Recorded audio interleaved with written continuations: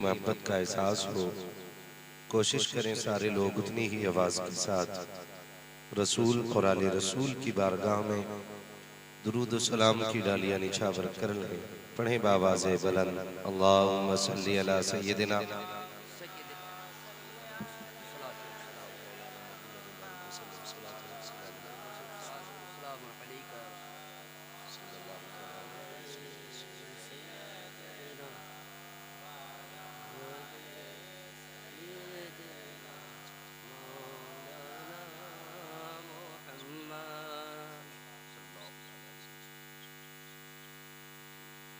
मैं सबसे पहले मुबारकबाद पेश करता हूँ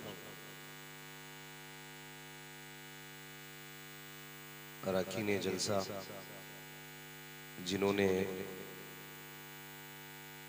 कई महीनों से अनथक मेहनतें और कोशिशें की और इस महफिल को सजाकर इस मकाम तक पहुँचाया कि हमें और आपको बैठकर अल्लाह और उसके रसूल की बातें करने का मौका मिल गया है। मौला करीम तमाम अरकान कमेटी, बानियान जलसा और हुजूर के तमाम दीवानों को दीन और दुनिया की भलाइयाँ नसीब फरमाए। मिंबर रसूल पर उलमाए अहले सुन्नत का नूरानी काफिला जलवागर है। अभी आपने नकीब अहले सुन्नत हमारे भाई शाहिद रजा साहब बड़ी खूबसूरत शायरी मुलाहिजा फरमाई। ये बात हकीकत है कि मुअर्रिख जिस बात को 100 सफ़हात में कहता है, मुकर्रिर उस बात को 1 घंटे में कह देता है, और जिस बात को खतीब 1 घंटे में कहता है, शायर अपनी शायरी में उसे 1 मिनट में कह लेता है। समंदर को एक कूजे में जो इकट्ठा कर दे उसी को शायर कहते हैं। शाहिद रजा साहब बरेली शरीफ का जिक्र कर रहे थे, तो यकीन जाने कि मैं तकरीबन 2008-9 में पहुंच गया था। और ये करम है रब का कि जामिअतुर रज़ा के अव्वलीन फारिगीन में हमारा नाम आता है।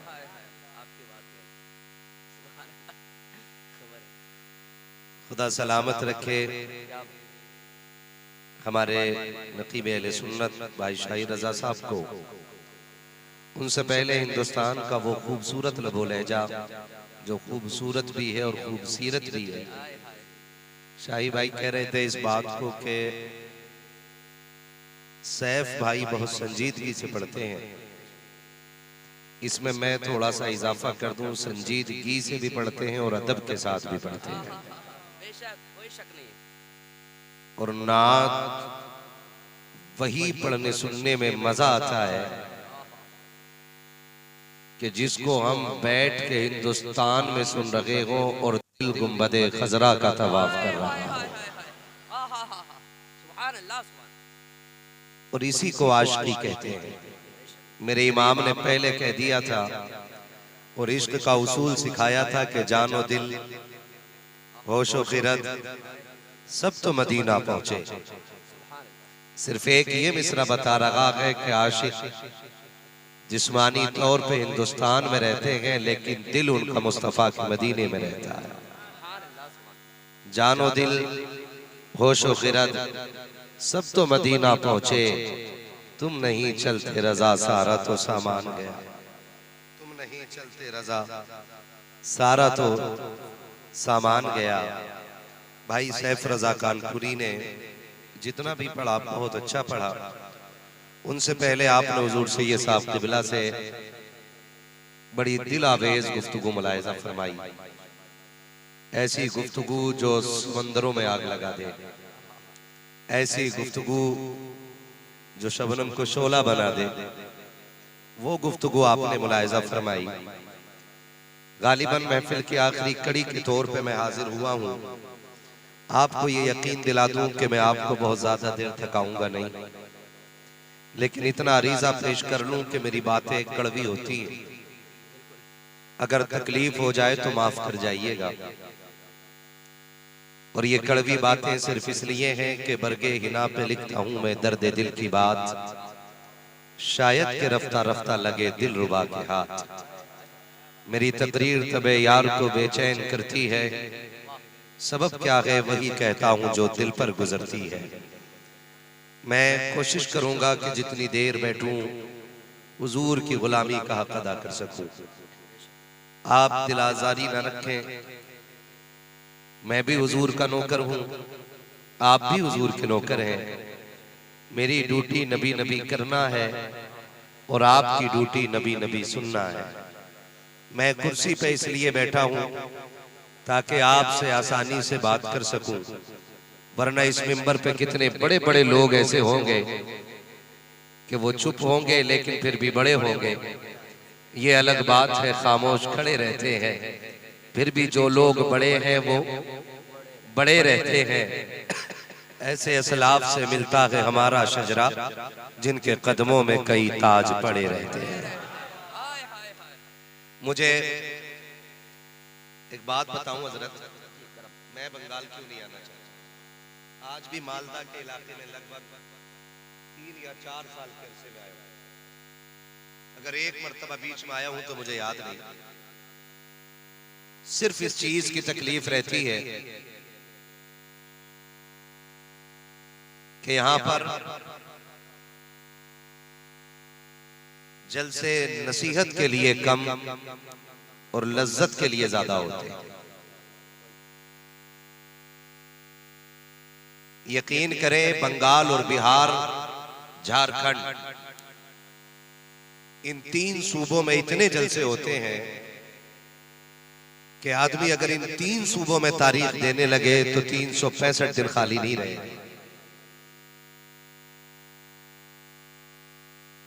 मैंने ये 3 सूबे इसीलिए छोड़ रखे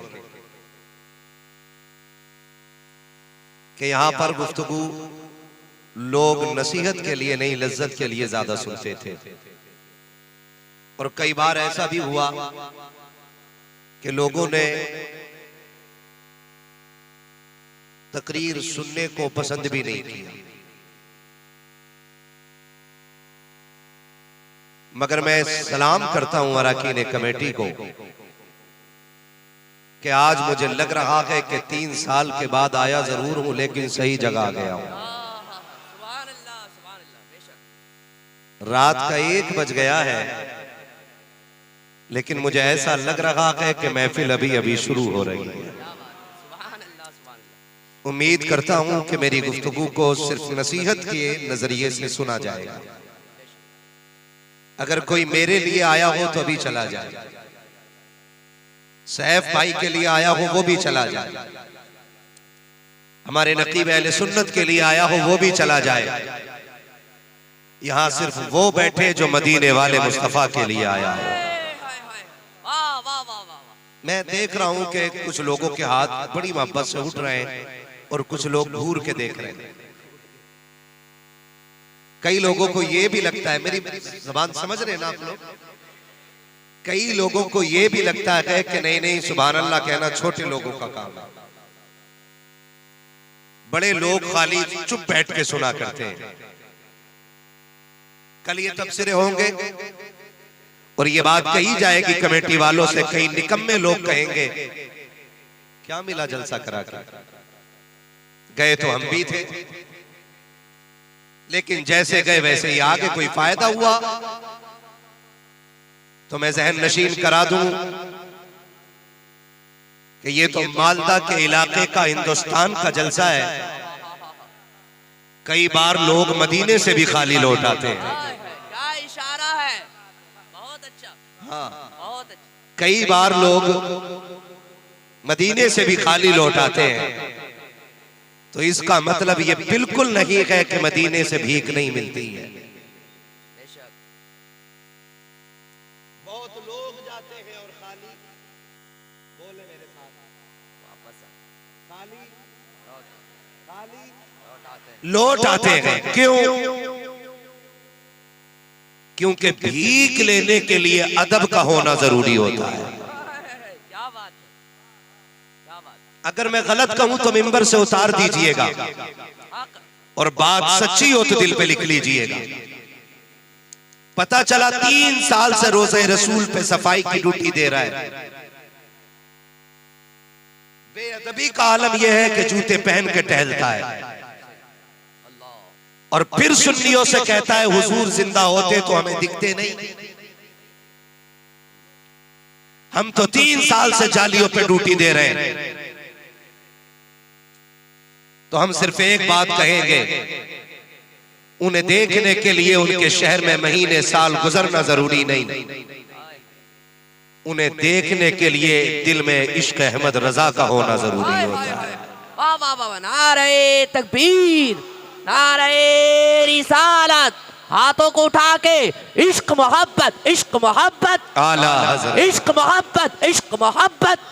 वाह वाह वाह वाह वाह, तवज्जो है सारे लोगों की। जिंदाबाद। आप 3 साल में हुजूर को न देख सके, और एक आशिक हिंदुस्तान से गया। तेरी सैलरी 40,000 रुपये है, और तू दावा करता है कि जी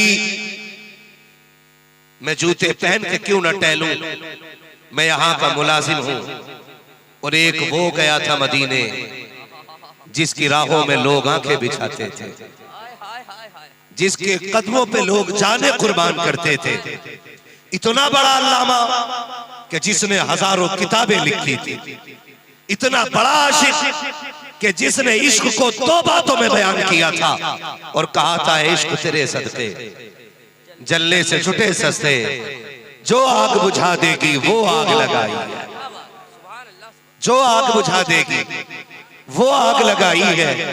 जब वो गए ना तो आला हजरत बन के नहीं गए, अल्लामा बन के नहीं गए, बहुत बड़े मुहद्दिस बन के नहीं गए, बहुत बड़े मुफस्सिर बन के नहीं गए।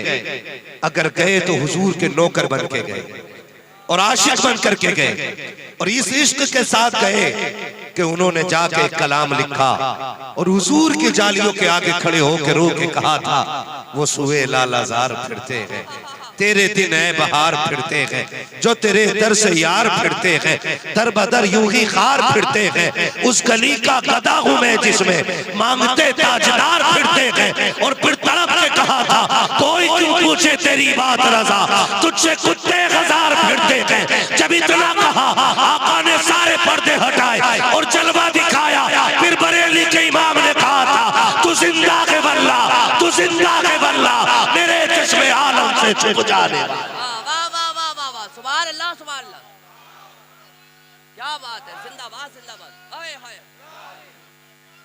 जिंदाबाद जिंदाबाद जो है सारे लोगों की। अगर कोई ये कहे कि गए तो हम भी थे जलसे में, तो कह सुन, हुजूर की महफिल के उसूल हैं, हुजूर की महफिल के जोर से, हुजूर की महफिल का सबसे बड़ा उसूल ये है कि यहाँ जो जितना छोटा होके आएगा उतना बड़ा होके वापस जाएगा। उनकी महफिल में जितने छोटे होके बैठोगे उतने बड़े होके जाओगे, और यहाँ जितने बड़े बन के बैठोगे उतने छोटे होगे। अब अगर कोई इनसे कहे क्यों कराया था जलसा, हमें तो कुछ मिला ही नहीं, और कोई ये क्या अच्छा हुआ हम तो सो रहे थे भाई, कम से कम नींद तो पूरी हो गई, हमने फलां को बोलते सुना के कोई फायदा ही नहीं हुआ, तो उससे कहना ये तेरी अक्लमंदी नहीं, बल्कि इसमें भी राज है। लौट कर आ गया मक्के से मदीना न गया, जाता भी कैसे जब आका ने बुलाया ही नहीं, जाता भी कैसे जब आका ने बुलाया भी नहीं, इसलिए कि महबूब की महफिल को महबूब सजाते हैं, आते हैं वही जिनको, आते हैं वही जिनको इधर वाले क्यों नहीं बोल रहे, उधर वाले फायदा उठा। कोई मसला नहीं, मैं हुजूर की महफिल में कोई सोता है ना तो मैं उसे जगाते ही नहीं, और ना कहता हूं कि जगाओ। मैं सोचता हूँ कि जब उनकी महफिल में नींद आए ना और ख्वाब आ जाए तो ख्वाब में हुजूर के अलावा कोई और नहीं आ सकता। हाय हाय हाय हाय हाय, वाह वाह वाह वाह वाह। इसलिए मैं कहता ही नहीं किसी को जगाओ, या तो सो ही जाओ या सुन लो, क्या बात, या तो सो ही जाओ या सुन लो। सुन लो। यहाँ सोने में भी घाटा नहीं है। बेशक। मुझे थोड़ी तकलीफ ये हो रही है कि माइक मेरी आवाज नहीं निकाल रहा, मेरी आवाज नहीं निकाल रहा। ऑपरेटर साहब अगर जिंदा हो तो इसकी बेस थोड़ी कम कर दे, ट्रेवल इसे दे, क्योंकि बेस मेरी आवाज में काफी है। आपकी मशीन को आपको पैसा जो 50 रुपया दिया गया है ना, इसके अलावा भी आपको बजाने का पैसा दिया गया होगा। क्या बात है, अच्छा है। हाँ। आपको मौलवी को परेशान करने के लिए नहीं, मौलवी का काम आसान करने के लिए बुलाया गया है। नाराज तो नहीं है ना? सारे राजी बैठे, सारे खुल के कहते हैं जरा या रसूल अल्लाह। क्या बात है, सलामत रहे वो जो न थे। सारे बरेलवी है ना, सुने कुल्ली तो नहीं है, वो तो बैठे, वो तो बैठे हैं, ये अच्छा है।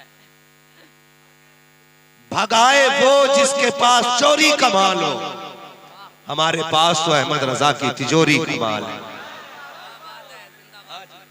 अहमद रजा की तिजोरी, अहमद रजा की तिजोरी का माल है। किसकी तिजोरी का? अहमद रजा की तिजोरी का। और हमें अपनी हक्कानियत पे इतना यकीन है कि बदअकीदा बैठे लेकिन तासुब का चश्मा हटाए, इंसाफ की ऐनक लगाए, आखिर तक बैठ के सुने।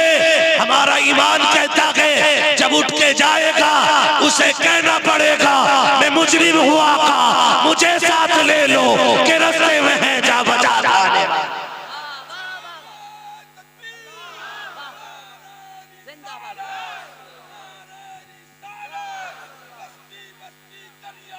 ताजुश शरिया, ताजुश शरिया, ताजुश शरिया,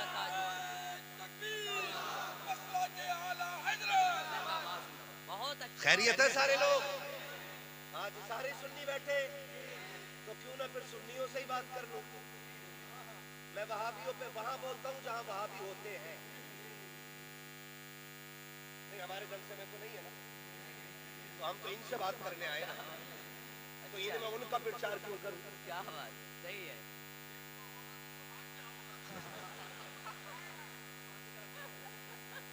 कर लूं आपसे थोड़ी सी बातें।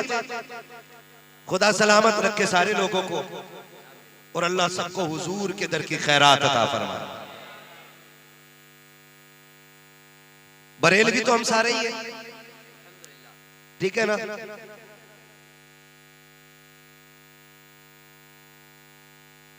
पीर भी सभी के होंगे लगभग। आप सुन लीजिएगा बहुत बहुत, आपसे भी थोड़ी मोटी मुझे शिकायत है। शिकायत ये है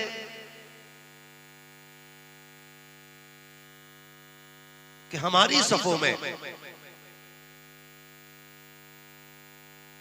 जो इख्तलाफात की दीवारें खड़ी हो गई है ना, उसकी चंद वजूहात हैं। एक बड़ा सबब है इलेक्शन। समझ रहे? एक बड़ा सबब है इलेक्शन, दूसरा सबब है जायदाद का बंटवारा, तीसरा सबब पाया जा रहा है आज पीरों का अलग अलग हो जाना। बिल्कुल हक बात है। मैं ये जो बात कर रहा हूं, ना शफी होने के नाते, न रजवी होने के नाते, न बरकाती होने के नाते, न ओवैसी होने के नाते, न चिश्ती होने के नाते, ये बात कह रहा हूं मुहम्मदी होने के नाते। बेशक बेशक बेशक। बस बहुत गौर से मेरी बात सुनिए। इलेक्शन जो लोग लड़ते हैं उन्हें मैं समझा दूं, जो इलेक्शन में वोट लेते और देते हैं ना, वोट नाम है राय का। दो बंदे मेरे सामने हैं, मैं चाहूं तो इनको वोट देने की राय रखूं, चाहूं तो इनको देने की रखूं वोट। इसमें कोई नफरत होनी नहीं चाहिए। लेकिन होता क्या है, होता इलेक्शन है ना, तो भाइयों में नफरतों की दीवारें खड़ी हो जाती है। मैं मुखिया हजरात, प्रधान हजरात, मिंबर हजरात, विधायक हजरात या जितने भी पद के इलेक्शन होते हैं सबसे कहूंगा खुदारा, इलेक्शन लड़ो लेकिन भाई को भाई से जुदा न करना। दूसरी वजह जायदाद का बंटवारा। भाई भाई के खिलाफ खड़ा हो जाता है सिर्फ 2 बीसा जमीन की।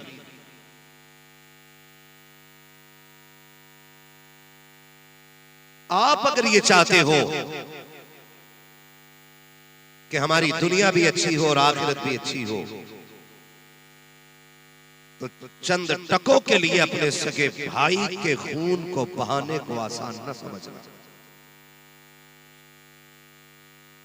ये उम्मत बड़ी मेहनत से बनी है। इस उम्मत के लिए मेरे नबी ने पत्थर खाए, इस उम्मत के लिए मेरे नबी ने फाके किए,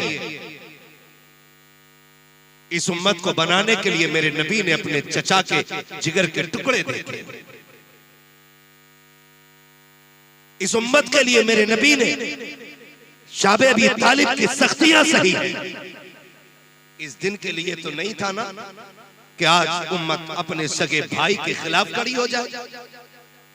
तीसरी सबसे बड़ी वजह है पीरों के लिए झगड़ा करना। ये पूरे हिंदुस्तान की बीमारी। सुने, हम रज़वीबाद में, अशरफीबाद में, हशमतीबाद में, चिश्तीबाद में, बरकातीबाद में, उवैसीबाद में, ये सब कुछ बाद में है, मोहम्मदी सबसे पहले है। बुरी लग रही होगी ना ये बात। मैं हुजूर के मिंबर पे बैठ के इसका हक अदा करते हुए पूरी गारंटी से कहता हूं, अगर दिल में बुग़्ज़ है ना, तो किसी का बाप भी शफाअत कराने के लिए तुम्हारे लिए खड़ा नहीं होगा। ये बात याद रखिए। अगर आपको कोई फ्री की जन्नत बांट के गया हो तो मुझे भी उसका पता बताइए, क्योंकि फ्री की जन्नत मुझे भी चाहिए। जन्नत इतनी सस्ती नहीं है जितनी हमने समझ रखी है। जन्नत सस्ती होती तो बिलाल कोड़े न खाते। जन्नत सस्ती होती तो जुनैरा की आंखें ना निकाली जाती। जन्नत सस्ती होती तो सुमैया के टुकड़े ना होते। जन्नत सस्ती होती तो करबला में 72 शहीद ना होते। और आज जन्नत का मयार क्या है? जिस पीर का हाथ चूम लो वही कह देता 500 का नोट देख के जिसे जन्नती देखना इसे। सही बात है, हक बात। इतनी सस्ती जन्नत हो गई कि कोई भी शराबी पीर के हाथ में 500 रुपए दे और जन्नती हो जाए।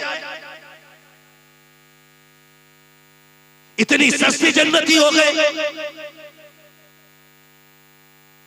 कि अगर एक नंबर का नशाखोर 5 मिनट पीर के पैर दबा दे तो पीर आसानी से जन्नत बांट देता है। सुन, जन्नत ना मेरे बाप की है न तेरे बाप की है। जन्नत अगर है तो सैयदा फातिमा ज़हरा के बाप की है। वाह वाह वाह वाह वाह वाह। नारे तकबीर, नारे रिसालत, पत्ती पत्ती फूल फूल। बहुत अच्छा हजरत। बहुत गौर करने की जरूरत है। माफ कर दीजिएगा अगर जुमले तल्ख हो जाए तो। मैं आपको तकलीफ देना नहीं चाहता हूँ, बस इतना बताना चाहता हूँ प्यारे, हम अगर पीर बन के आते हैं हमें VIP मकान चाहिए। इससे मतलब नहीं है बिस्तर हराम का है कि हलाल का है। हम अगर बैठे हो 8-10 गाड़ियां आगे पीछे चलने वाली हो, इससे मतलब नहीं है रिसीव करने वाले शराबी है कि जुआरी है। और तुम्हें खुदा का वास्ता दे के कहता हूँ, खुदा अपने आप पे सितम न करो। अपने आप पे जुल्म न करो। कभी आईने के आगे खड़े हो करके खुद से पूछो, क्या तुम वही अबू बकर हो जिसे मुस्तफा ने सवारा के? क्या तुम वही उमर हो जिसे मुस्तफा ने सवारा के? क्या तुम वही उस्मान हो जिसे मुस्तफा ने सवारा के? क्या तुम वही अली हो जिसे आका ने बनाया के? अगर नहीं तो सुन, आज ले उनकी पना, आज मदद मांग उनसे, कल न मानेंगे कयामत में आकर माने। सुभान अल्लाह, सुभान अल्लाह। माफ कर दीजिएगा, मैं आईना को दिखाऊंगा दाग चेहरे के, जिसे खराब लगे सामने से हट जाए। हाँ, जिसे खराब लगे सामने से हट जाए। कभी आईने के आगे खड़ा होकर पूछना खुद से, बता क्या ये वही चेहरा है जिसको हुजूर पसंद करते? मैंने जो ये दाढ़ी में कट निकाले हैं, क्या मेरे नबी को ये कट पसंद है? अगर नहीं तो सुन, तू नबी के दिल को दुखा के पीर की दुआओं से कामयाब होगा। फासले हो गए यार, इतने फासले हो गए कि हम चीखते हैं तो जवाब मदीने से नहीं आ रहा है। इतने फासले हो गए। गलत नहीं कह रहा हूं, सिर्फ टोपी लगाने का नाम मुसलमान नहीं, सिर्फ बोटी तोड़ने का नाम मुसलमान नहीं, सिर्फ कुर्ता पजामा पहनने का नाम मुसलमान नहीं। सुन, अगर मस्जिद में भी पड़ा है और रिश्ता हुजूर से पक्का नहीं तो नतीजा कोई नहीं। दिल का रिश्ता हुजूर से मजबूत कर। अगर मजदूरी भी करेगा ना तो हर सलाम का जवाब तेरा मदीने से आना शुरू हो जाएगा। बेशक बेशक, सुभान अल्लाह। दिल का रिश्ता हुजूर से जुड़ना चाहिए। बेशक, रिश्ते ही तो कमजोर हो गए हमारे पीर ने हमसे कह दिया, चल ठीक है, चूम ली हाथ, डर मत, मैं निकाल लूंगा। वो निकालेगा जिसकी अपनी जन्नत मुश्किल में। बताओ, वो निकाल लेगा हमें जिसकी अपनी मुश्किल में, जो फजर भी गायब, जोहर भी गायब, इशा भी गायब, सारी नमाजें गायब, वो निकाल लेगा। बिल्कुल अली जो सरदार औलिया है, जो सारे सिलसिलों का मखरज और मंबा है, बेशक, जो सारे पीरों का पीर है, बेशक, उसकी असर कज़ा होती है। हुई नहीं, सूरज छुपने लगा है, अंधेरा होने लगा है, आंखों में आंसू आ गए और वो आंसू टपक के नबी के रुखसार पे गिरे। नबी के रुखसार पे गिरे, हुजूर की आंख खुली। मेरे नबी ने फरमाया, तनामु आइनाया वला यनामु कल्बी, धोखा न खाना, मेरी आंख सो जाती है, मेरा दिल जागता रहता है। हाय हाय हाय हाय हाय हाय हाय हाय, आंख सो जाती है, मेरा दिल जागता रहता है, मेरा दिल मेरा दिल जागता रहता है। एक आंसू का कतरा गिरा, अली खैर है? हुजूर असर कज़ा हो रही है, उठे, का इश्क मेरा हो और नमाज कज़ा हो जाए। इश्क मेरा हो और नमाज कज़ा हो जाए। अली तू बता चल, कज़ा पड़ेगा कि अदा पड़ेगा? का या रसूल अल्लाह, तेरे इश्क में अगर कज़ा हो गई तो फिर इश्क किस काम का? का फरमाया, सुन, अगर तूने मोहब्बत दिखाई है तो मोहम्मद अपनी ताकत दिखाएगा। फिर मेरे नबी ने अंगुश्त शहादत का इशारा किया। मुफस्सिरीन ने लिखा है कि 70,000 फरिश्ते सूरज को नूर की लगाम डाल के पूरब से पश्चिम की तरफ खींच के ले जाते हैं। कितने फरिश्ते? जोर से कितने? जोर से कितने? 70,000 फरिश्ते। जब नबी की उंगली उठी तो कहते हैं 70,000 फरिश्ते सूरज के साथ टंगे चले आ रहे थे। मुफस्सिरीन कहते खींचे चले आ रहे हैं, नीचे चले आ, खींचे चले आ रहे हैं। अली ने क्या पढ़ा? तारीफ, क्या पढ़ा? अदा पढ़ा। ये घर में सो रहा है, पढ़ा पढ़ा। हाय हाय हाय हाय हाय, इससे क्या नमाज का मदीने में पढ़ाया? क्या बात है, अच्छा इशारा है। कहाँ पढ़ के आया? और रोटी किधर खा रहा है? रोटी मिलती है, नमाज किधर पढ़ी? लात मार के चल, जिधर नमाज पढ़ी उधर ही रोटी खा। दूरी हो गई, फासले हो गए। और याद रखो, ये कमियां हमारी नहीं है, ये कमियां हमारी है। मुझे एक बात याद आ रही है, अरबाब मिंबर दुआएं देंगे। मैं बात अर्ज करने लगा हूं कि इश्क के अपने उसूल होते हैं। तारीख में एक बहुत बड़ा नाम है बाबा फरीद गंगे शक्कर रहमतुल्लाह। बोलो यार सुभान अल्लाह। फरीद उसको कहते हैं जिसका चेहरा देख के लोग कलमा पढ़ लिया करते थे। जिसका चेहरा देख के लोग कलमा पढ़ लेते थे। हजरत फरीद पे, बाबा फरीद पे मुकदमा हो गया, इन्हें जेल में डालो। कहा क्यों? कहा इनके चेहरे में वो जादू है कि इन्हें देख के लोग कलमा पढ़ लेते। मुकदमा हुआ, कोर्ट में बाबा फरीद हाजिर हो गए, है ना। तो जो मर्द मुकाबिल था उसने कहा नकाब डाल के आना, कहीं जज तुम्हें देख के तुम्हारी तरफ फैसला ना कर दे। जज भी गैर मुस्लिम, बाबा फरीद हाजिर हो गए। जज ने पूछा मुकदमा क्या है? का ये जो कटघरे में खड़ा है ना, इसका चेहरा देख के लोग कलमा पढ़ लेते हैं। और याद रखिए, पीर होते ही वो है जिसे देखो तो खुदा याद आए, जिससे मिलो तो मुस्तफा याद आ जाए।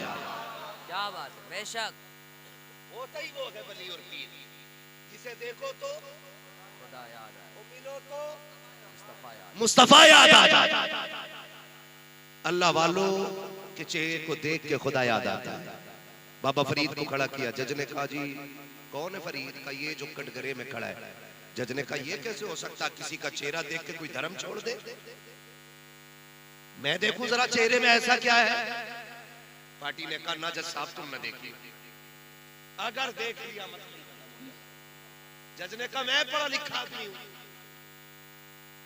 आज तक किसी किताब में यह नहीं लिखा कि कोई किसी को देख के धर्म छोड़ दे। का फरीद जरा नकाब तो हटाओ। फरीद ने जब नकाब पलटा तो जज भी कहने लग गया ला इलाहा इल्लल्लाह। जज ने कलमा पढ़ लिया, घर गए घर, बड़े खुश। अम्मी ने कहा बात क्या है? अम्मी तेरे फरीद के चेहरे में रब ने कमाल रखा है, तेरे फरीद के चेहरे में रब ने कमाल रखा है। बेटे क्या? अम्मी जो मुझे देखता है मुसलमान हो जाता है। जब इतनी बात फरीद ने कही है, माँ ने मुस्कुराना शुरू कर दिया था। जब मुस्कुराई माँ, अब फरीद कह रहे हैं अम्मा कुछ कहा नहीं तुमने, मुस्कुराना क्यों शुरू कर दिया? कहती बेटे क्या कहूँ? कहा अम्मा बता तो सही, तेरे बेटे के कमाल पे तुझे खुशी नहीं हुई? कहा जब माँ ने इतना सुना तब फरीद के कंधे पे हाथ रख के कहा था ओ मेरे लाल मेरे जिगर के टुकड़े, ये जो तुझे देख के लोग कलमा पढ़ रहे हैं ये तेरा कमाल नहीं बल्कि तेरी माँ का कमाल है। अम्मी कैसे? कहा जब मैं तुझे दूध पिलाती थी और ताज्जुद के सजदे करती थी तो मैं रब से कहती थी अल्लाह मेरे लाल को ऐसा बनाना जो इसे देखे तेरे दीन में दाखिल हो जाए। वाह वाह वाह वाह वाह वाह वाह वाह वाह वाह वाह, सुभान अल्लाह सुभान अल्लाह सुभान अल्लाह सुभान अल्लाह। तो मेरी थी। जब इतनी बात कही ना, बाबा फरीद रोने लग गए, कहने लगे फरीद तुझे क्या बताऊं? माँ ने कहा फरीद तुझे क्या बताऊं, जितने दिन मैंने तुझे दूध पिलाया है कभी बगैर वुजू नहीं पिलाया था। आज मैं पूछना चाहता हूं बहन बेटियों से और माओ से, आज मैं पूछना चाहता हूं, ये ना किया करो हम शुरू हो जाया करें तो तुम भी शुरू हो जाया करो। हाँ मैं पूछना चाहता हूं बेटियों से, आज बच्चा रोया क्या हुआ? मोबाइल समझदार इस्तेमाल है ना, सबके घरों में यही हो रहा है ना। अभी 6 महीने का बच्चा नहीं है, तुम उसके हाथ में दे दिए, अब वो उसे देख रहा है, इसकी आवाज कहीं से निकल रही है, आवाज की टंकी हो तो शहर है, ढोल बज रहा है, तमाशे हो रहे हैं। अब फिर जब यही बेटा जवान होकर डीजे बजा रहा है, अरे मौलवी साहब की तकरीर से फायदा नहीं हो गया, तूने लहू में जहर बोल दिया है। अब मौलवी की एक तो खुराक उसके लहू को कैसे बदल सकती है? सही बात। आप बताइए, जिन बच्चों को बचपन में तुमने गाने सुनाने का आदी बना दिया, मौलवी उसे कुरान सुना लेगा। खुद बताओ आप, हो सकता है जवानी की दहलीज में कदम रख कर डीजे बजा रहा और आगे बड़ा जूता लेके खड़ा हो गया बाप के मुंह पे, कह रहे हो भाई जलसों का कोई फायदा नहीं, कल भी लल्ला ने मारा था आज फिर मार दिया। सुन जलसे अपना काम बराबर कर रहे हैं, अपना काम बराबर नहीं किया। और मैं बाप से भी कहूंगा और बेटियों से भी कहूंगा, आज जो तुम्हें चुगली के लिए टाइम नहीं मिलता ना, बच्चे के हाथ में मोबाइल दिया, पड़ोसन के साथ बैठ के बतियाए जा रहे हैं, इन्हें फुर्सत ही नहीं। वो फिर कह रही बरकत नहीं हो रही, वो कह रहे हैं लकीरें देखती हूँ बाबा, बड़ा कमाता हूँ, 6 साल से मुंबई में हूँ, घर आया कुछ भी नहीं बचा, ऐसे ही बैठा। वो कह रहा ओहो ये खुल गई लकीर, सारा पैसा इधर से निकल गया, सारे 420। अगर लकीरें मेरी गरीबी का फैसला करें तो जिनके हाथ नहीं होते उन्हें तो मर जाना चाहिए। आप बताओ ना, आप कितना कमा रहे प्रदेश रह करके, आप वतन से बेवतन हुए, आपने औलाद छोड़ दी ताकि बच्चों की जरूरतें पूरी कर सको, आपने अपनी जान से ज्यादा अजीज वतन छोड़ दिया ताकि बच्चों के ख्वाब पूरे कर सको, आपने परिवार छोड़ा है ताकि खानदान की जरूरतें पूरी कर सको, आपने रिश्तेदार छोड़ दिए हैं ताकि जरूरतें पूरी कर सको, आप अंधाधुंध कमाते हो फिर भी घर में बरकतें नहीं है, तो इसमें नुकसान लकीरों का नहीं है। जाओ बेटियों से कह दो कि जब हम परदेश में रखा करें, चुगली के संदूक को ताला रखाओ, कुरान खोल के बैठ जाया करो, मुसल्ला बिछा करके इबादत करना तेरा काम है, बरकतें दे देना ये खुदा का काम है। वाह वाह, नारे तकबीर, नारे रिसालत, इस्लाह मुआशरा वाली गुफ्तगू, बहुत अच्छा, जिंदाबाद। बेटियों से भी गुजारिश है, जिंदाबाद। सबसे बड़ा नुकसान मोबाइल उसके हाथ में दे दिया, ठीक है, अपना बातों में चोट नहीं बैठी, उसे बचपन में मां की गोद नसीब नहीं, सही बात मिली। जिस खाली वक्त में बच्चे को मां की गोद में होना चाहिए था ना, वो कहाँ है? बिस्तर पे पड़ा है। जब उसे मां की लोरियां सुननी थी तब वो मोबाइल सुन रहा है। याद रखो, तैयारी कर लो, जब तुम्हें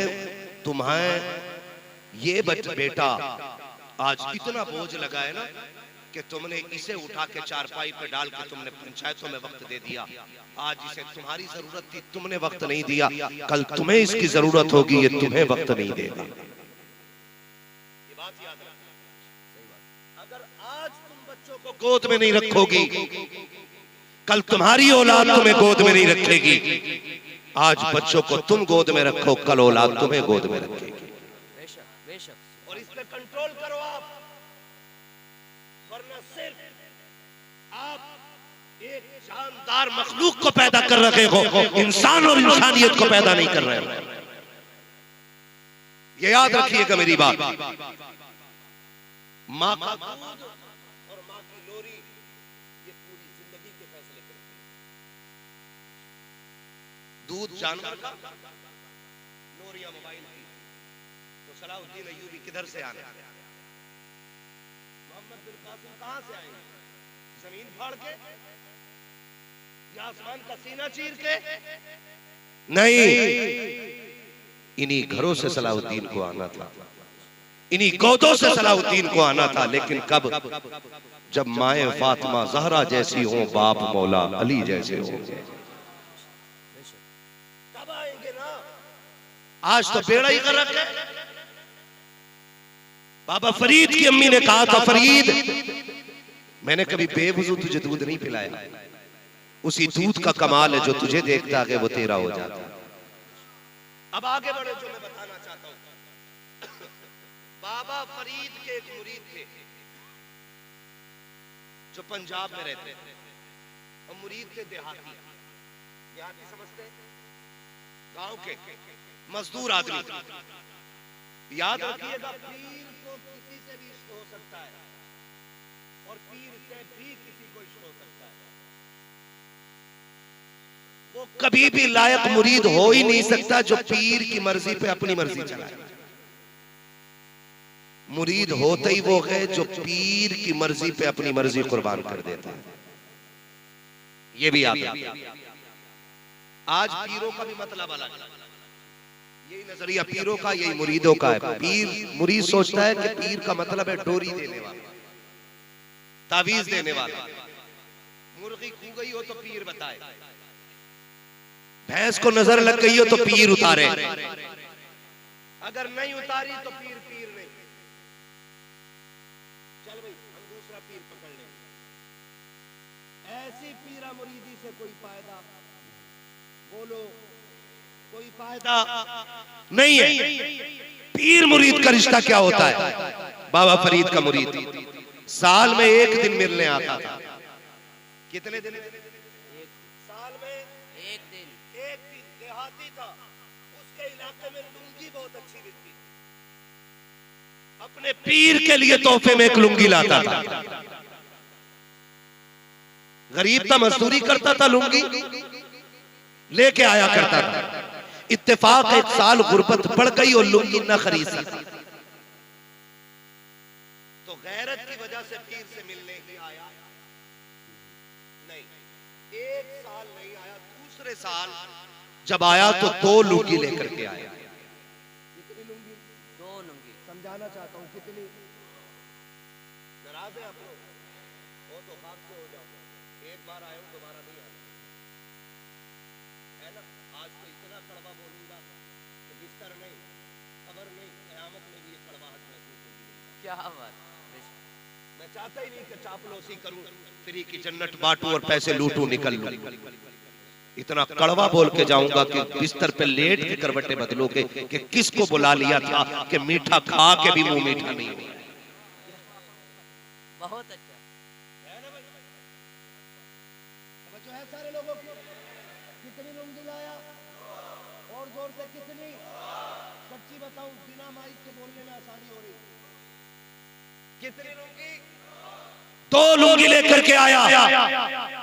बाबा फरीद ने मुरीद को देखा, फरमाने लगे यार अब आया है, पिछले साल क्यों नहीं आया था?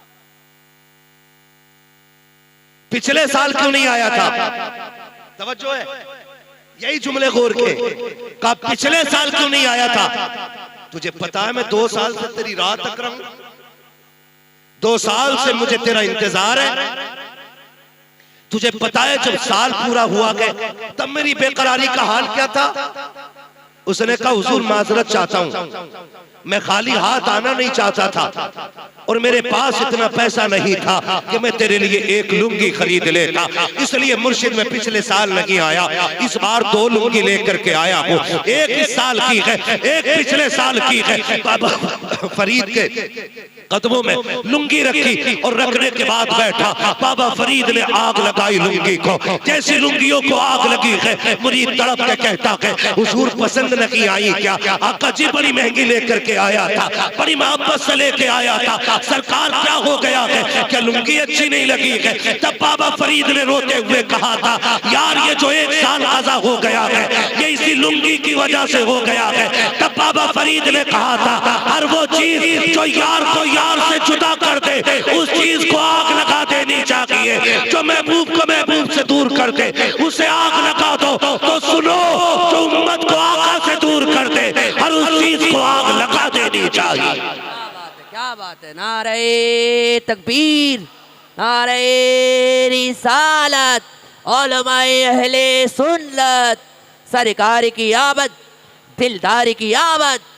बहुत अच्छी गुफ्तगू, जिंदाबाद। बहुत अच्छा। हर वो चीज जो यार को यार से अलग कर दे उस चीज को आग लगा दो। अब वो अगर उम्मत को आका से अलग करने वाला पीर की क्यों ना हो, उसे भी आग लगाओ और कहो कि मोहम्मद से वफा तूने तो गम तेरे गए, ये जगह चीज है क्या लो हो कलम तेरे। दिल के बोले जल उठे सीने के दाग से, बहुत अच्छा। इस घर को आग लग गई घर के चराग से। हमें पीर वो नहीं चाहिए जो उम्मत के टुकड़े करे, हमें पीर वो चाहिए जो टुकड़ों में बटी उम्मत को एक जगह ला के खड़ा कर दे। बेशक बेशक। हाँ? कह रहा नहीं, उसने मेरे खिलाफ बोला कैसे? मुरीद से कह रहा उधर चला गया, पैर तोड़ दूंगा, उसके अदावत खाली, मुरीद बनाना छोड़ दूंगा तुझे, बटन बंद कर दूंगा ऊपर से। औकात क्या है तेरी जो तू बंद करे? कल भी ये गुनाहगार उम्मत हुजूर के टुकड़ों पे पल रही थी, आज भी हुजूर के टुकड़ों पे पल रही है। रही है। बेशक। अंधभक्त उधर नहीं, समझते हैं? आज तो नहीं है ना, होगे भी तो क्या करोगे? अंधभक्त उधर नहीं, इधर भी है। पूछो क्या हाल है भाई, काम कैसा चल रहा है? कह रहा बस पीर का करम है। फसल कैसी हुई? पीर का करम है। चावल कैसा हो रहे हैं? जोर से पीर का करम है। और फसल मारी गई तो पीर का सितम कहाँ कभी? सैलाब में घर बह गया है तो कहाँ कभी पीर का सितम? ओहो अल्लाह ने बेमौसम बारिश कर दी।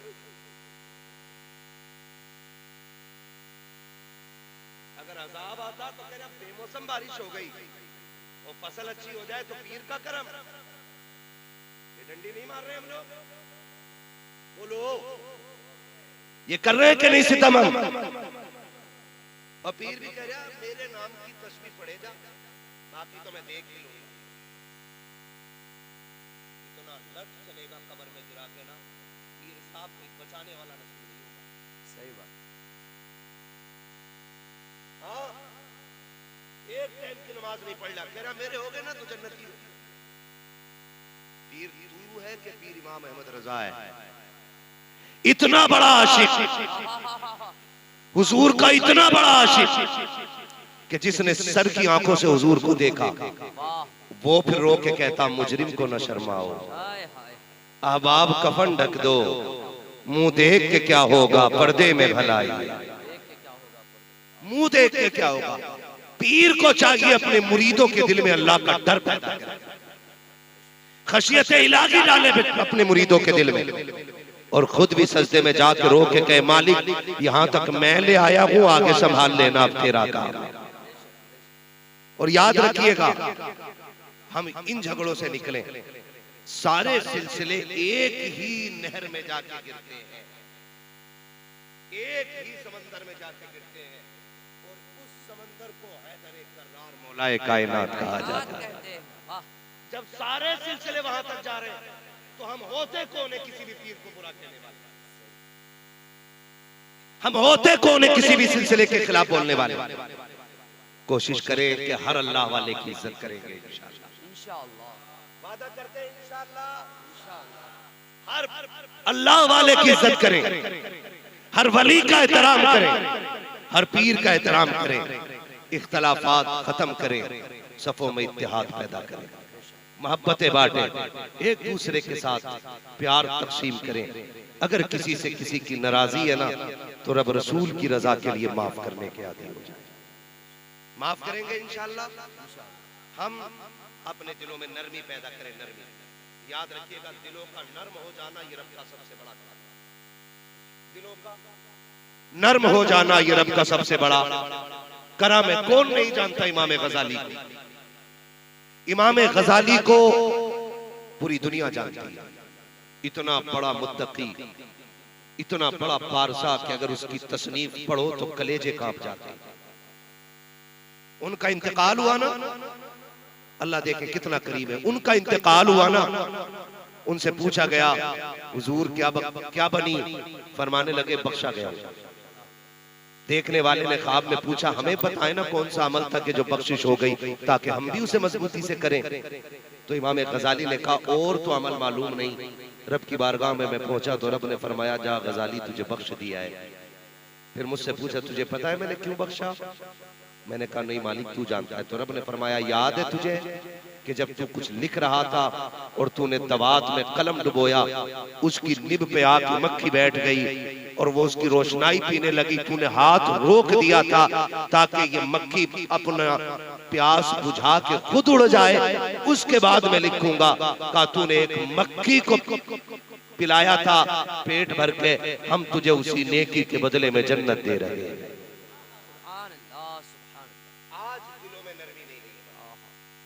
बांटे, प्यार बांटे, एक दूसरे को माफ करने का हौसला पैदा करें और सबको बता दें कि हम हुजूर के सच्चे गुलाम बताएंगे इंशाअल्लाह। माफ करेंगे एक दूसरे को। थोड़ा सा कड़वी बात पूछ लूं, है ना? ये हकीकत है। अभी मैं भाई शेर पढ़ के बाप की शान में सारे पैसे उठा गया। सही बात। माँ के बारे में शेर पढ़ा जाता है, सारे ही चीख के सुभान अल्लाह कहते हैं। लेकिन एक बात बताओ यार, दिल पे हाथ रख के बताना, हम खतीब को पैसे दे सकते हैं माँ के नाम पे, शायर को पैसे दे सकते हैं माँ के नाम पे, नकीब को पैसे दे सकते हैं माँ के नाम पे, लेकिन माँ को पैसे नहीं दे सकते दवा के नाम पे। माँ को पैसे नहीं दे सकते दवा के नाम पे। बाप का खर्च उठाते हुए बोझ लगता है हमें। एक साल से बाप ने ना दवाई के रेपर का एक छोटा सा टुकड़ा तोड़ के तकिए के नीचे रख रखा था। अगली सर्दी आएगी तो बेटे से यही सिरप मंगाऊंगा। बाप ने ना पर्ची निकाली और डरते डरते मुट्ठी में ली, बेटे के पास जाके कहता, बेटे पिछले साल ये सिरप ला के दिया था, इस बार लाते खांसी शुरू हो गई है। और बेटा यूं पकड़ के गुस्से में मुंह बाप के मुंह पे मार के कहता है, तुम्हारे खर्चे उठाऊं या अपनी औलाद के खर्चे उठाऊं? बाप उस दिन नहीं मरता जिस दिन वो कफन में लिपटा है। बाप उस दिन नहीं मरा जब उसकी मैयत का ऐलान मस्जिद से हुआ। बाप तो उसी दिन मर गया था जिस दिन बेटे ने बाप के मुंह पे उसकी जरूरत का पर्चा फेंक दिया था।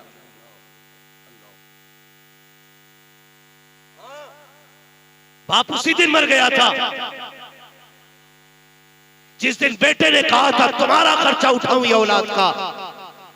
सुन और कान खोल के सुन, अमीर वो नहीं होते जो माँ बाप से छुपा के खाते हैं, अमीर वो होते हैं जो माँ बाप को खिला के खाया करते हैं।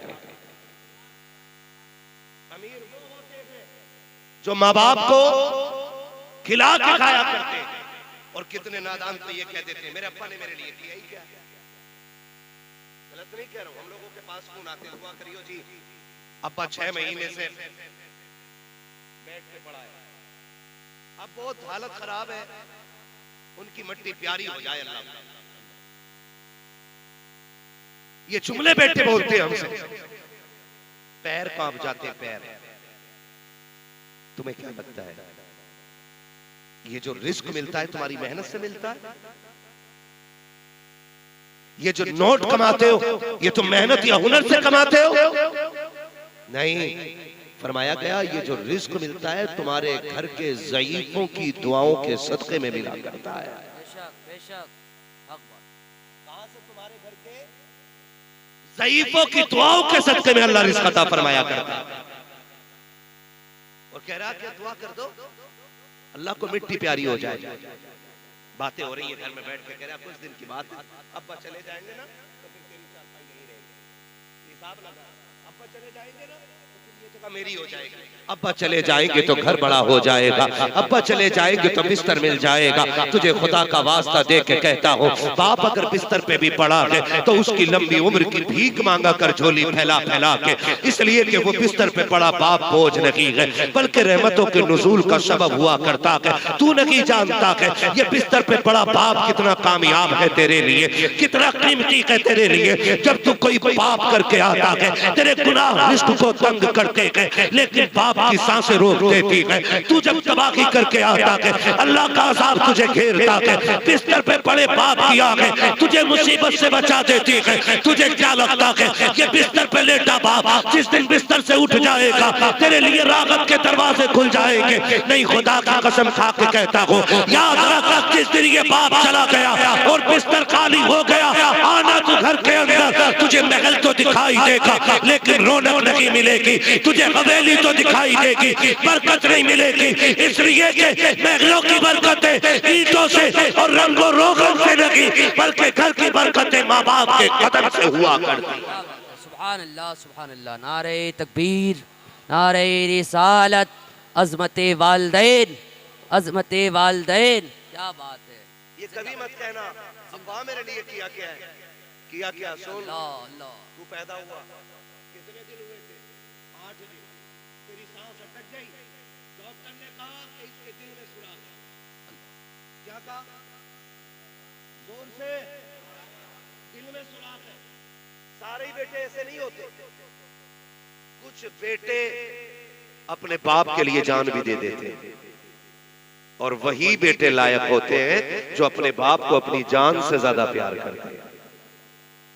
याद रखिएगा मेरी दिल में सुराख। डॉक्टर ने कहा भाई ये बचने वाला नहीं। क्या पड़ोसी से पूछ, तू आज 6 फीट का हो गया है, आज तेरे मुंह में जबान लग गई है, आज तू बात करता तो अब्बा से कहता चुप रहो, तुम क्या जानते हो। सुन, ये तेरे दर्द को तब जानते थे जब तू अपने दर्द को बयान नहीं कर सकता। आज कह रहा है इनसे चुप रहो, होते कौन बोलने वाले। उनको लगाम दे तो ऐसा ना हो अल्लाह की ज़बान खींच के गले में लपेट दे। किस बड़ी सरकार के बारे में बोल रहे हैं कि तुम कुछ नहीं जानते हो। सुन, तेरे दिल में सुराख। डॉक्टर ने कहा नहीं बचने वाला। किसी ने कहा फला पीर पे ले जाओ, उस पीर के पास गए। किसी ने कहा फला मजार पे ले जाओ, उस मजार के पास गए। किसी ने कहा फला दरगाह पे चले जाओ। आंधी बारिश तूफान कुछ नहीं देखा, तुझे लेके चक्कर काटते रखे, तुझे गोद में उठा के फिरते रखे। जब कहीं से जिंदगी न मिल सकी, फिर डॉक्टर के कदमों में ला के तुझे रखा और कहा था डॉक्टर चल ऐसा कर, मेरा दिल निकाल ले, मेरे बेटे के दिल डाल दे। डॉक्टर की चीख निकल गई, अब्बा क्या कह रहा है, तेरी पूरी जवानी पड़ी है, इस बच्चे के लिए दिल दे रखा है। बाप तड़प के कहता है यार मैं न रहा तो क्या हो सकता है, कम से कम मेरे बेटे को जिंदगी मिल जाए। मैं देख चुका हूँ, जो मैंने नहीं देखा है वो मेरा बेटा देख के दिखा दे। क्या बात। आज उनके लिए मौत मांगते हो, आज उनके लिए मौत की भीख मांगते हो। खुदा का वास्ता उनके पैरों में बैठा करो। लोग कहते पीरों पे क्यों बोलते हो, ये अंधभक्ति मर जाते हैं।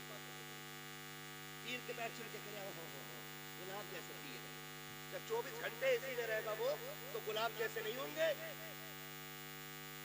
तुझे पीर के पैरों में गुलाब दिखाई दिया, बाप के पैरों की ठेटे दिखाई नहीं दी। पूछा ये छालों के निशान कैसे? कभी पूछा आज तक तेरा ये हिस्सा जमीन पे पूरा क्यों नहीं रखा जाता?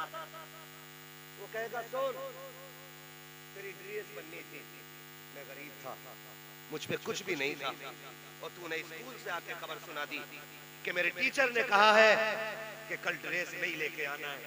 सुन, मुझ पे तो कुछ भी नहीं था, सब छुट्टी करके शाम को बच्चों में आ गए थे, मैं रात के सन्नाटे में ओवर ड्यूटी करते हुए तेरे लिए कमा रहा था। जब सब बिस्तर पे लेटे थे, बेटे मैं तेरे लिए उस वक्त भी मंडी में बोरियां ढो रहा था। बेटे तू सुबह को बाद में उठा था, तेरा बाप ड्रेस पहले लेके आ गया था। पूछना उससे ये तेरे पैर इतने सख्त क्यों हैं? वो कहेगा सुन, मैं तेरे लिए साइकिल खींचता रहा इसलिए मेरे पैर सख्त हो गए। वो तुझे बताएगा ओ खुदा का वास्ता कभी इनके पैर दबाया करो, इनके तलवों पे तेल मला करो, इनके कंधों पे बैठ के सराहने कंधे दबाया करो और कहा करो तूने बड़े दुख उठाए मेरे लिए, अब मैं बड़ा हो गया हूँ, तुझे दुख में जाने नहीं दूंगा। खुदा की कसम, जो मंजिलें और जो मरातिब 12 साल के जंगल में इबादत करने से नहीं मिलते, वो माँ की 2 दुआइया जुमलों से खुदा अता फरमा दिया। एक बंदा ना मदीने शरीफ गया, हुजूर की बारगाह में हाथ दे के मक्के शरीफ गया, माँ को कंधे पे बैठा के ना उसने तवाफ कराया और तवाफ के बाद ना कहा माँ लेट जरा, माँ लेट जरा, उसने लिटाया और माँ के पैरों में बैठ के ना तलवों में झांकने लगा। माँ ने कहा पगले क्या कर रहा है? कहा माँ हुजूर ने कहा माँ के कदमों के नीचे जन्नत होती है, अब मैं देख रहा हूँ वो जन्नत किधर है।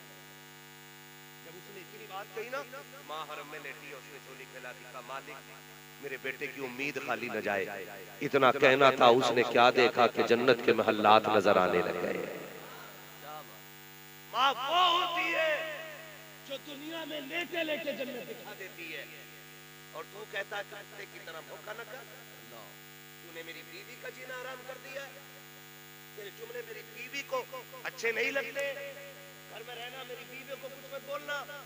और सुनो, अगर किसी की बीवी इस बात में मजबूर करे कि माँ को चुनो या मुझे चुनो, तो मैं तुम्हें खुदा का वास्ता दे के कहता हूँ पहले समझाने की कोशिश करना, अगर फिर भी ना समझे तो बीवी छोड़ देना, माँ मत छोड़। क्या छोड़ देना? डर के बोल रहे हो? तो खुल के बोलो, बीवी छोड़ देना, माँ। इसलिए कि बीवी 1000 मिल जाएगी, माँ एक बार होगी।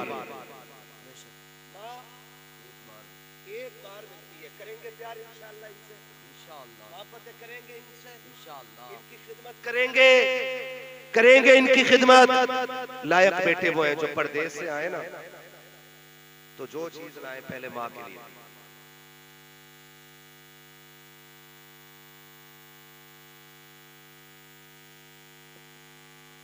मैं असल में भाई देखो, मैं इतनी करीब से बोल रहा हूँ तब माइक नहीं पकड़ रहा है। अगले बार किसी और का साउंड लगवा लेना। इसमें आवाज नहीं है।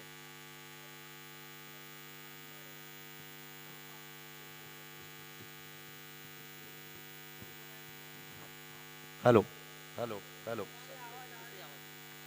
बैठ जाइए भाई, बैठ जाइए।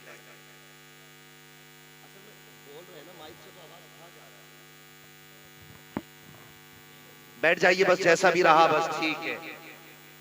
हाँ। अल्लाह सलामत रखे, मोहब्बतों का शुक्रिया। जरा कह दें या रसूल अल्लाह। हाँ, तो करेंगे इंशाअल्लाह खिदमत माँ बाप की, जोर से वादा करें इंशाअल्लाह। और ये बेटियां बैठी है, इनसे भी एक गुजारिश करके जा रहा हूं, आज बहू हो कल माँ बनोगी, आज बहू हो कल सास बनोगी, तुम्हारे भी आगे बहू आएगी। बेटा माँ के लिए क्या होता है ये तुम्हें तब पता चलेगा जिस दिन तुम्हारे बेटे की बीवी तुम्हें उससे दूर कराए। इसलिए आपसे कहना चाहता हूं मैं, जब शाम को शोहर थक के आया करे ना, एक गिलास ठंडा पानी दो, इज्जत से इस्तकबाल करो। और जब वो खाने के लिए बैठ जाए ना, तो उससे कहो कि पहले माँ को सलाम करके आओ। तुम ये कहो कि पहले माँ को सलाम करके आओ, रोटी फिर खाइए, फिर खाना खाइएगा। आज से तुम ये अमल बना लो, ये औलाद तुम्हारी देख के सीखेगी ना, तो कल तुम्हारा बेटा तुम्हें पहले सलाम करेगा, फिर जाके बच्चों के साथ खाना खाएगा। बहू अल्लाह माफ करे, कह रही हो तुम्हारे अब्बा की खांसी की आगे टिका नहीं जा रहा, मुझे तो पलटी हो जा रही है। पलटी समझते? उल्टी पलटी जो भी है ना, उल्टी हो रही है, उल्टी। इतनी बुरी खांसी है तुम्हारी माँ की, तुम्हारा बाप खांसता रहता है, खाना नहीं खाया जा रहा है।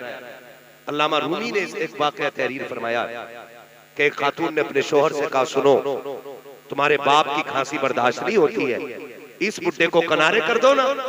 उसने कहा अच्छा मैडम, तुम्हारे लिए तो जान दे देंगे।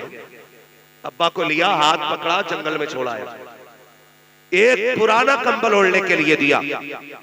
कहने लगा अब्बा ये अपनी जायदाद है, यही वक्त गुजारना है। अल्लामा रूमी ने लिखा है कि साथ में पोता भी था। जब बाप चादर डाल के ना अपने बाप के ऊपर चला, बच्चा थोड़ी देर तो उंगली पकड़ के चला, फिर वापस दौड़ा। कुछ ख्याल आया, अल्लामा रूमी लिखते हैं कि उसने दादा के कंधे से कंबल लिया, पैर के नीचे दबाया, उसके 2 टुकड़े किए और 2 टुकड़े करके आधा दादा को दिया, आधा अपने कंधे पे रख के चल दिया। बाप पैसे वाला था, उसने कहा यार ये क्यों लेके जा रहा है? क्या तेरे लिए कंबल नहीं? उसने कहा अब्बा मुझ पे तो है, मैं इसलिए लेके जा रहा हूं कि कल जब तू बूढ़ा होगा ना, तो मैं तुझे यहीं छोड़ने आऊंगा। आधा कंबल दादा को दे दिया गया और आधा कंबल ये तुझे दे के जाऊंगा। याद रखना, जैसी करनी वैसी भरनी। जैसे माँ बाप के साथ करोगे वैसा तुम्हारी औलाद तुम्हारे साथ करेगी। इज्जत करेंगे माँ बाप की इंशाअल्लाह। मेरे नबी क्या कमी थी हुजूर के आंगन में बताओ? 2000 से ज्यादा लक़ब तो खुदा ने दिए। कितने लाडला बेटा हो, 5-6 से ज्यादा नाम उसके नहीं होते। गुड्डू, पप्पू, चांद, सूरज, दही, दूध, गिलास, चाय, माँ बाप यही नाम रखते हैं। और हुजूर वो है जिसके रब ने 2000 से ज्यादा नाम रखे। बोलो यार 2000 से ज्यादा। लेकिन वो अज़मतों वाला नबी, हुजूर के चचा कभी पीछे चलते ना, हुजूर बाजू पकड़ के बगल में करते और कहते चचा मेरे पीछे न चला करो। कहते महबूब तेरे कदमों पे कुर्बान जाऊं, मेरी औकात में तेरी बगल में चलूं, मैं तेरे कदमों की खाक बनना चाहता हूं। तो मेरे नबी कहते थे नहीं चचा, लोग कहते हैं तुम्हारा चेहरा मेरे बाप अब्दुल्ला से मिलता है, जब तुम पीछे चलते हो तो ऐसा लगता है मेरे बाप की पीठ हो गई है। सोच, जो चचा को इतना भी इज्जत देता हो वो अपने बाप को कितनी इज्जत देने वाला बना होगा। आप खुद अंदाजा लगाइए। और ये बहुएं, अल्लाह इनका भला करे और इन्हें शऊर बख्शे। और वो बेटे जो 18 साल की पढ़ाई एक रात में खत्म कर देते हैं। माँ 18 साल पढ़ाती है, 25 साल पढ़ाती है, बीवी एक रात पढ़ाए, अगले दिन पूरा मैटर चेंज, एक दिन में मैटर चेंज। कह रहा जैसा तुम कहोगी वैसे ही होगा।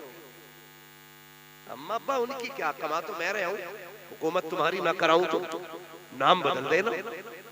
सुनो बेटो, और कान खोल के सुनो, और सासे भी कान खोल के सुने, गौर से सुने। मेरा नबी है, खदीजतुल कुबरा का आंगन है, आने वाली एक खातून है जिसे दुनिया हलीमा सादिया कहती है। आपको बोलना चाहिए, नहीं बोले कोई बात नहीं, लेकिन बोलना चाहिए। मेहमान कौन आया? हजरते हलीमा सादिया। ये हुजूर के घर आई। जब हजरते हलीमा सादिया आई तो हजरते खदीजतुल कुबरा जितनी देर हजरते हलीमा रही, बैठी नहीं हजरते खदीजा। हुजूर ने फरमाया, खदीजा जब मेरी रिजाई माँ आई थी तो तुम बैठी क्यों नहीं? कहने लगी वो मेरे महबूब की महबूबा माँ थी, मैं इसलिए नहीं बैठी कि कहीं वो हुक्म दे और मुझे उठने में देर ना हो जाए। जिसे आप दिलो जान से चाहते हो, खदीजा उसके हुक्म पे खड़ी ना हो, ये तो हो ही नहीं सकता है। ये हर बहू को चाहिए कि अगर अपनी जन्नत बचानी है तो अपने शोहर की जन्नत की हिफाजत करे। और बेटों से गुजारिश करूंगा, माँ की भी कदर करें, बाप की भी कदर करें, रिश्तों को निभाने की कोशिश करें। निभाएंगे इंशाअल्लाह, वादा करते हैं इंशाअल्लाह। मौसम कौन सा है? जोर से है, पीछे वाले क्यों नहीं बोल रहे? गर्मी लग रही। मौसम कौन सा है?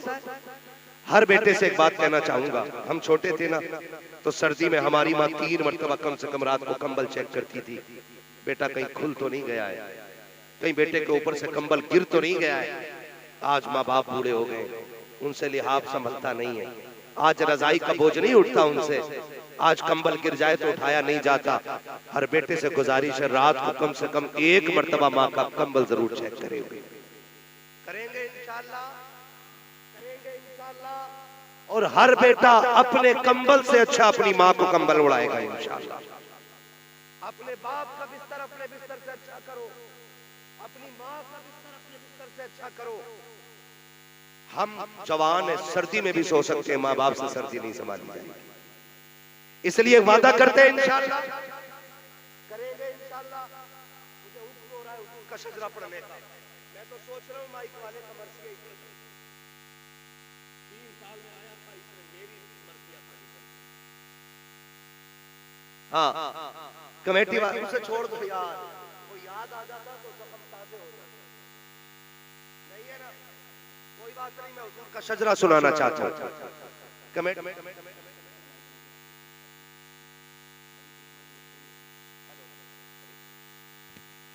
हेलो, ये कुछ ठीक लग रहा है, शजरा सुना दूं इसमें, है ना? कमेटी वालों की फरमाइश है, हमारे भाइयों की, कि लास्ट में हुजूर पहले वादा करते हैं माँ की इज्जत करेंगे इंशाअल्लाह, एक दूसरे से प्यार करेंगे इंशाअल्लाह, मोहब्बतें बांटेंगे, कुछ छेड़ो मत, अपने पीर को छोड़ो मत।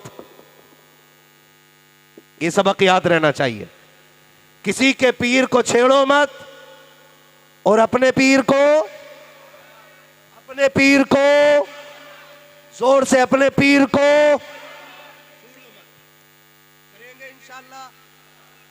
सारे एक दूसरे के साथ मिल बांट के बैठे, प्यार बांटें, कोई पूछे ये कौन बैठे हैं, किसी के गले में चिश्ती रुमाल है, किसी के सर पे बरकाती टोपी है ना, कोई रज़वी रुमाल के साथ बैठा है, कोई कादरी पट्टा लगा के बैठा है, कोई अशरफी निस्बत लेके बैठा है, कोई अजहरी निस्बत लेके बैठा है। जब कोई पूछे तो एक जवाब आना चाहिए, ये सारे मोहम्मद अरबी के गुलाम बैठे हुए हैं। ये सारे फूल अलग हो सकते हैं, चमन एक है।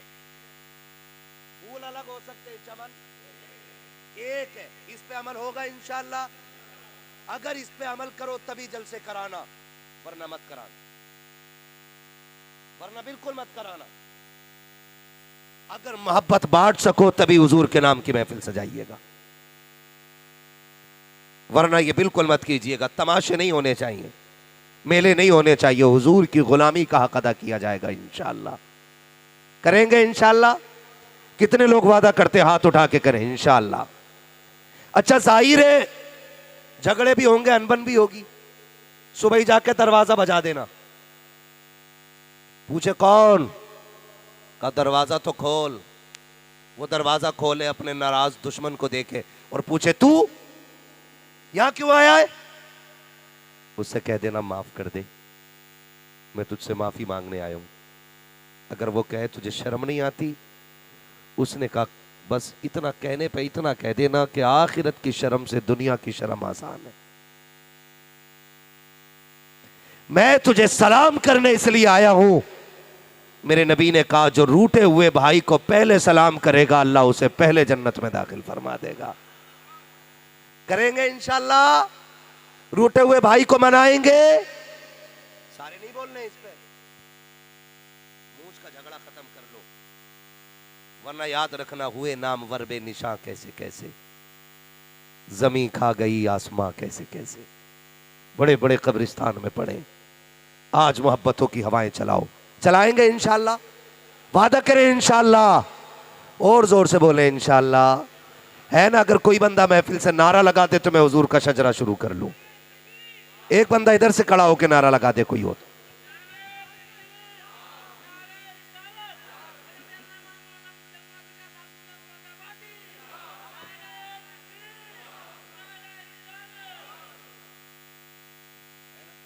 अब आप समझ ले मेरा इशारा। जब मेरा हाथ का इशारा हो तो समझ जाना मौलवी क्या चाह रहा है। मेरे भाई जो सुनते हैं ना वो समझ गए, उन्होंने कहा मौलवी सांस लेना चाह रहे। आपको क्या करना है, सब तो जानते हैं, फिर सुनना है तो इतनी सुस्ती से नहीं, जिस प्यार से सुनना चाहते हैं उतनी जोर से बोले ना सुभान अल्लाह।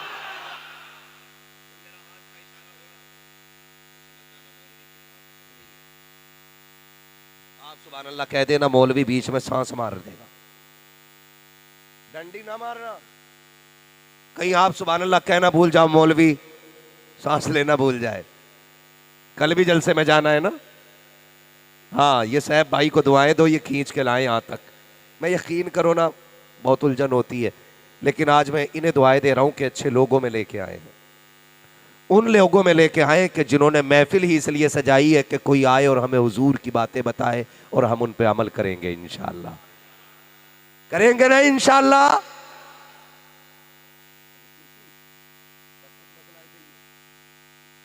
वाली कुर्सियां होती है, मौलवी वाली नहीं है ना। इस पे एक बार बैठ गए,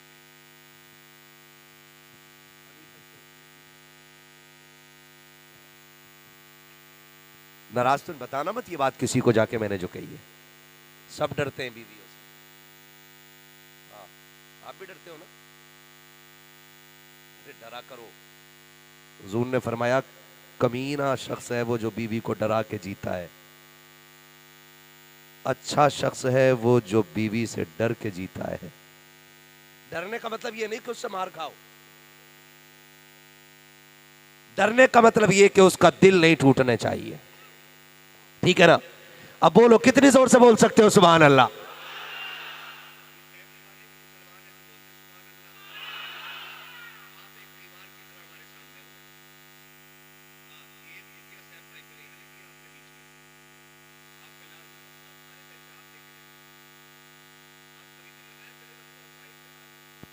है ना, क्योंकि थोड़ा सा फासला जब हो जाता है ना सुनने और बोलने वालों में ना, फिर मजा नहीं आता है।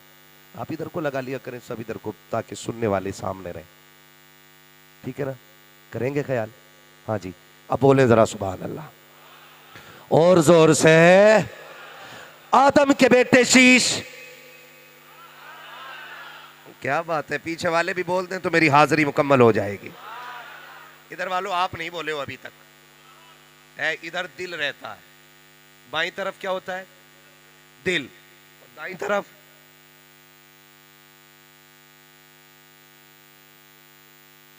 फेफड़ा। फेफड़े दोनों तरफ होते हैं, ठीक है ना। अब सारे मिलके बोले सुभान अल्लाह। आदम के बेटे शीश, शीश के बेटे अनस, अनस के बेटे कैनान, कैनान के बेटे मेलाइल, मेलाइल के बेटे ब्यारत, ब्यारत के बेटे इदरीस, इदरीस के बेटे मुतवशिक, मुतवशिक के बेटे लबकने के नाम, लबकने के नाम के बेटे नू, नू के बेटे साम, साम के बेटे जुला। फिर आ गया कि भैया अब डर लग रहा है यार, आवाज दे दे मेरे दद्दाई से, आवाज दे दे यार, आवाज दे तो बढ़ सकती है, इसकी तो बढ़ा दो भाई।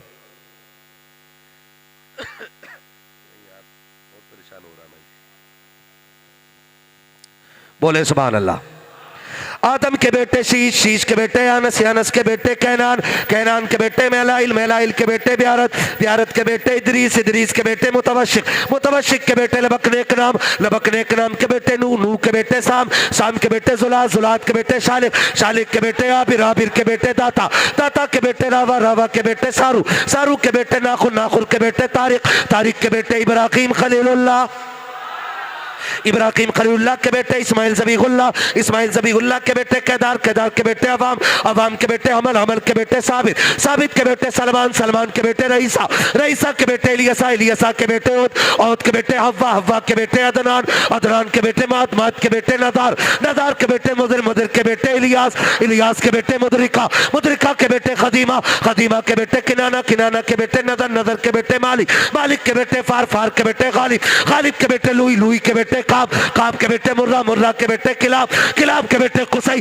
कुसई के बेटे अब्दे मनाफ, अब्दे मनाफ के बेटे हाशिम के, हाशिम के बेटे अब्दुल मुत्तलिब के, अब्दुल मुत्तलिब के बेटे अब्दुल्लाह के, और अब्दुल्लाह के बेटे मोहम्मद रसूलुल्लाह।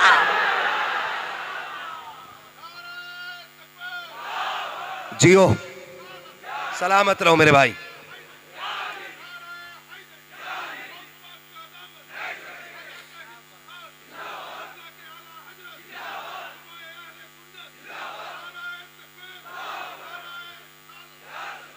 हम जिएंगे तो हुजूर के लिए, और मरेंगे, बोलो, मरेंगे तो हुजूर के लिए।